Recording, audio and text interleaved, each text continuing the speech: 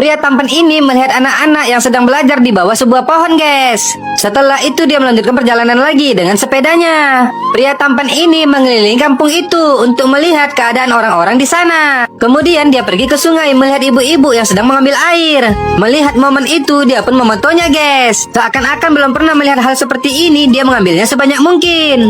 Akan tetapi di dekatnya tiba-tiba ada seorang ibu yang terjatuh karena sudah kelelahan. Melihatnya, si abang pun langsung mendekatinya. Bahkan dia membantu ibu itu membawakan airnya pulang ke rumahnya, guys.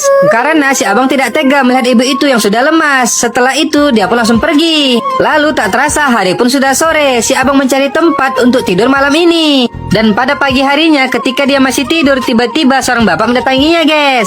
Secara perlahan bapak itu berusaha membangunkan si abang. Kemudian dia bertanya, "Siapa kamu?" Si abang menjawab, "Aku bekerja untuk desa-desa kecil. Tapi aku tak punya tempat tinggal. Apakah ada hotel di sini, Pak?" "Mana ada hotel di sini," kata bapak itu sambil tersenyum. Kemudian bapak itu membawa si abang ke rumah ayah si gadis cantik. Setelah itu mereka berdua pun saling berkenalan. Ayah si gadis bertanya, "Ada perlu apa ke desa ini, Nak?" "Aku belajar tentang desa-desa kecil dan ingin tinggal di sini selama beberapa hari," kata si abang. Lalu bapak itu menawarkan si abang untuk tinggal di rumahnya, guys.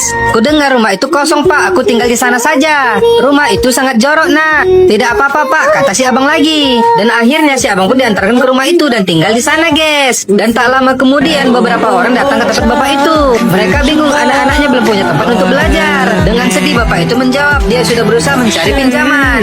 Bahkan dia sudah datang ke desa tetangga, tetapi tak ada dapat apapun. Ternyata si abang sedang mendengarkan mereka, guys. Dan ketika mereka lagi bingung, si abang mendatangi mereka dan bertanya berapa biaya untuk membangun sekolah.